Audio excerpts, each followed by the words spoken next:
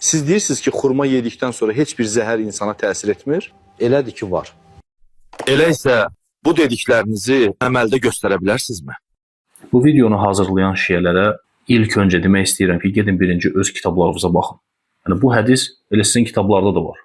Misal olaraq, Vəsail-i Şiə kitabında 25-ci cild 77-ci babda, yəni ac qarına səhər 7 ədəd əcvə xurmasını yemək və yatmazdan əvvəl 7 ədəd yəni bu əcvə xurmasından yeməyin müstəhəb olması haqqında və sonra bu hədis gəlir. Görürsünüz. Və hədisdə fikir verin, Əbu Mənsurdan, o da Abdullah ibn Sinandan, o da İmam Əbu Abdullahdan aleyhissalam, yəni belə rəvayət edir. Hər gün səhər ac qarına əcvə xurmasından 7 ədəd yenə zəhər, sehir və şeytan zərər verə bilməz. Həmçinin bu hədislər digər şiələrin mötəbər kitablarında da var. Yəni Kəfidə var və s.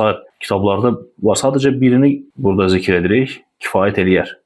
Sonra irad bildirin. Həmçinin bu hədisdə Peyğəmbər sallallahu aleyhi və səlləm deməyib ki, 7 dənə xurma ye, əcvə xurmasından, sonra get zəhər iç, ölməyəcəksən. Yəni, belə bir şey deyilməyib.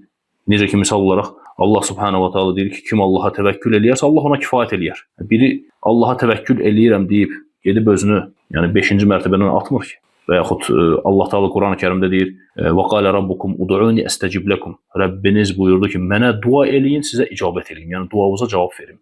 Yəni məyər hər edilən dua, hər kəsin hər etdiyi dua qəbuldurmu? Ola bilər dua etsin, duasına icabət edilməsin. Halbuki Allah Teala deyir, dua edin, duanıza icabət edəcəm. Və sair misallar gətirmək olar. Həkim dərman yazır, dərman insana fayda verməyə bilər, nəticə verməyə bilər. Normal bir şeydir.